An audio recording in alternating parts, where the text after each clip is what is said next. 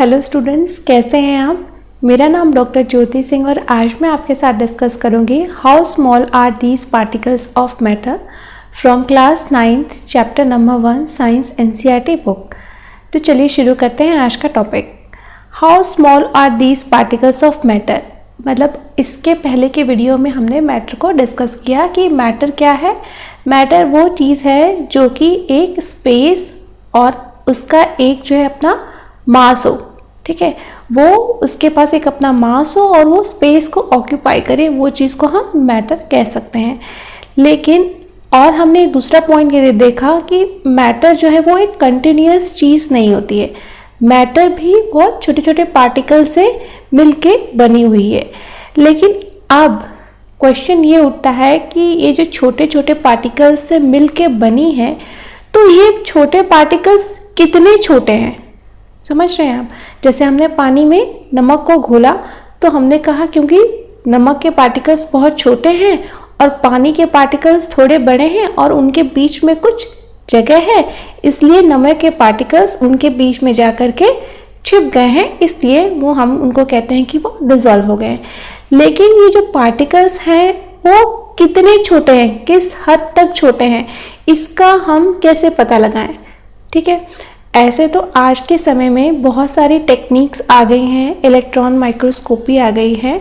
हम बहुत छोटे से छोटे पार्टिकल्स को इलेक्ट्रॉन माइक्रोस्कोप से और स्कैनिंग इलेक्ट्रॉन माइक्रोस्कोप से, ट्रांसमिशन इलेक्ट्रॉन माइक्रोस्कोप से पार्टिकल का साइज़, उसकी जो है मॉर्फोलॉजी, सब कुछ स्टडी कर सकते हैं।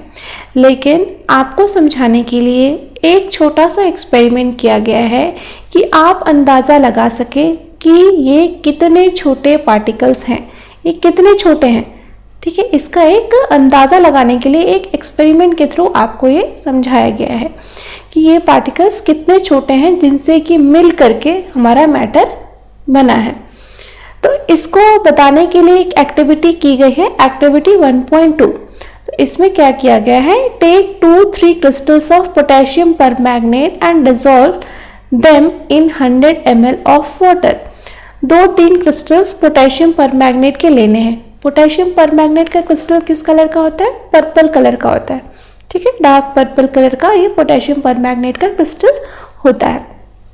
तो इसको आप 100 ml वाटर में डिसॉल्व कर दीजिए। जैसे कि आप यहाँ फिगर में देख सकते हैं, पोटेशियम परमैंगनेट को 100 ml वाटर में डिसॉल्व किया गया है। यहाँ पे हम देखेंगे कि यहाँ पे हमने वाटर लिया, ये प्योर वाटर है, ये ब्लू कलर का है। इसमें हमने 2-3 क्रिस्टल, बहुत छोटे छोटे क्रिस्टल्स जो है हमने यहाँ पे डिसॉल्व किए। पोटेशियम परमैंगनेट के क्रिस्टल्स 2 क्रिस्टल्स हैं, उसको चम्मच से हिला लिया। फिर हमने क्या किया कि जो है इस 100 ml का जो है हमने 100 ml में से 10 ml जो है निकाला इस सॉल्यूशन में से। ठीक है, इस सॉल्यूशन में से हमने 10 ml निकाल लिया। ठीक है, फिर यहाँ इस बीकर में हमने जो है 90 ml वाटर रखा था, उसमें हमने 10 ml डाल दिया।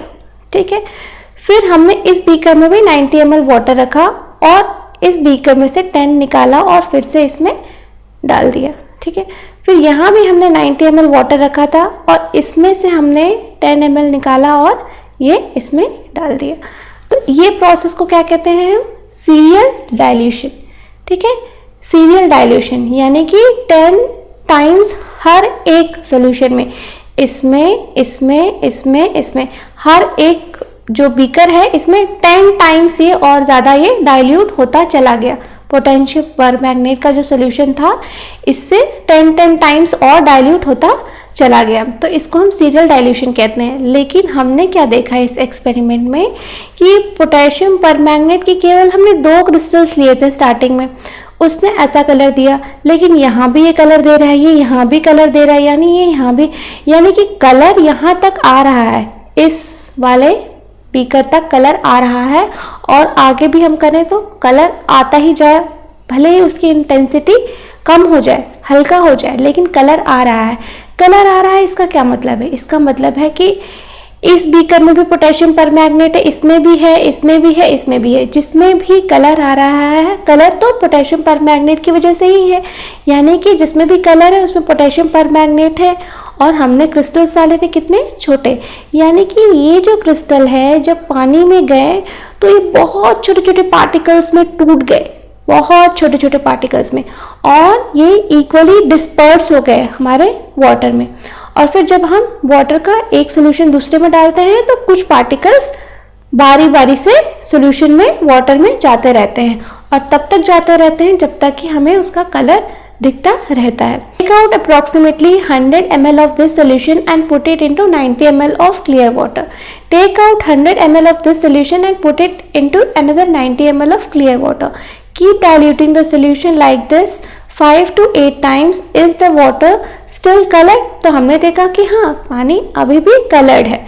तो ये this experiment shows that just a few crystals of potassium permanganate can color a large volume of water, about 1000 litre. सोच लीजिए कि 2 क्रिस्टल्स की जो है वो 1000 लीटर पानी को भी कलर कर सकता है। ये तो हमने 100 ml लिया था, इसको हम 8, 9, 10 बार डाइल्यूट कर सकते हैं।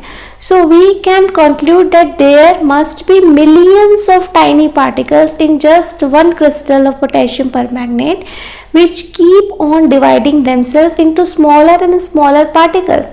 तो क्रिस्टल्स उसके इतने छोटे जो क्रिस्टल था उसमें भी बहुत सारे छोटे छोटे पोटेशियम परमैंगनेट के मॉलिक्यूल्स थे। वो क्रिस्टल बहुत सारे छोटे छोटे पोटेशियम परमैंगनेट के मॉलिक्यूल से मिलके बना था। तो जब हमने उसे पानी में घोल दिया तो सारे छोटे छोटे पार्टिकल्स जो है पानी में इक्वली डिस्पर्स हो गए। अब जब हमें उसको एक बीकर से दूसरे बीकर में छोटा छोटा 10 ml करके ट्रांसफ़र करते हैं तो वो पार्टिकल्स भी साथ ही साथ ट्रांसफ़र करते रहते हैं। और इंटेंसिटी कलर की कम इसलिए होती जाती है कि पहले वाले बीकर में क्योंकि हमने पोटेशियम परमैंगनेट के क्रिस्टल्स उसमें डिसॉल्व किए तो उसमें ज़्यादा संख्या में पोटेशियम परमैंगनेट के पार्टिकल्स थे, और जैसे जैसे हम डाइल्यूट करते जा रहे हैं पोटेशियम परमैंगनेट के जो पार्टिकल्स हैं, मॉलिक्यूल्स हैं, उनकी संख्या कम होती जा रही है। इस वजह से कलर भी हमारा कम होता जा रहा है। The same activity can be done using 2 ml of Dettol instead of potassium permanganate. The smell can be detected even on repeated dilution. तो अगर आपके पास पोटेशियम परमैंगनेट नहीं है तो आप इस एक्टिविटी को डेटॉल के थ्रू भी परफॉर्म कर सकते हैं। जैसे डेटॉल डाल दिया आपने पानी में, फिर डेटॉल को फिर ऐसे सीरियल डाइल्यूशन के थ्रू जो है आप देखते जाइए कि कब तक डेटॉल की स्मेल आनी बंद नहीं हो जाती। यानी कि बहुत बार डाइल्यूट करने पे भी डेटॉल की स्मेल आनी बंद नहीं हुई। तो बंद इसलिए नहीं हुई क्योंकि उसके जो पार्टिकल्स हैं, मॉलिक्यूल्स हैं, वो उस पानी में भी हैं, भले ही कम संख्या में है लेकिन है। यानी पार्टिकल्स बहुत छोटे होते हैं, बहुत छोटे। The particles of matter are very small, they are small beyond our imagination. इतने स्मॉल होते हैं कि हम उनको पहले तो खुली आंखों से नहीं देख सकते हैं, ठीक है। तो वो बहुत ही नैनो रेंज में होते हैं या एंगस्ट्रॉम के रेंज में होते हैं, ठीक है। वो एटम्स होते हैं, जैसे पोटेशियम परमैंगनेट का एक मॉलिक्यूल बहुत ही छोटा होगा तो वो पूरे में डिसॉल्व हो जाता है। तो आपने देखा कि कैसे जो है ये जो एक्टिविटीज़ आपके बुक में दी गई हैं ये इसलिए दी गई है, मैंने ये देखा कि पूरे बुक में जो भी कुछ समझाया गया है, जो भी कॉन्सेप्ट्स बताए गए हैं उसको एक एक्टिविटी के थ्रू प्रूफ करके भी दिखाया गया है। तो ये आपके अंदर एक हैबिट इनकलकेट करने की है कि आप कुछ भी सोचते हैं तो उसको उसके लिए पहले आप एक हाइपोथेसिस बनाइए। हाइपोथेसिस मतलब कि सोचिए कि ये क्या चीज़ है, ये सही है या ये गलत है। तो एक छोटा सा एक्सपेरिमेंट करिए, उसके लिए आप एक्सपेरिमेंट डिज़ाइन करना सीखिए, ठीक है। इसलिए ये एक्टिविटीज़ कराई गई है ताकि आप भी अपने डे टू डे एक्टिविटीज़ में अगर कोई बात को बोलते हैं तो उसको फिर छोटी सी एक्टिविटी से प्रूफ कर दीजिए। एक्सपेरिमेंट आपका परफॉर्म हो गया। तो छोटी सी अगर मैं कहती कि पार्टिकल्स बहुत छोटे होते हैं तो आप इसको कॉन्सेप्ट की तरह रट लेते हैं, ठीक है। लेकिन अगर ये एक्टिविटी के थ्रू आपको बता दिया गया कि पार्टिकल्स देख लीजिए कि सच में कितने छोटे होते हैं तो आप मान जाओगे, सच में आपको रटने की ज़रूरत नहीं है, आपने समझ लिया थ्रू एन एक्टिविटी कि सच में पार्टिकल्स बहुत ही छोटे होते हैं, ठीक है। सो होप करती हूँ कि आपको अच्छे से समझ में आया होगा। And still if you have any doubts then you can write in the comment box, I will surely reply. Thank you.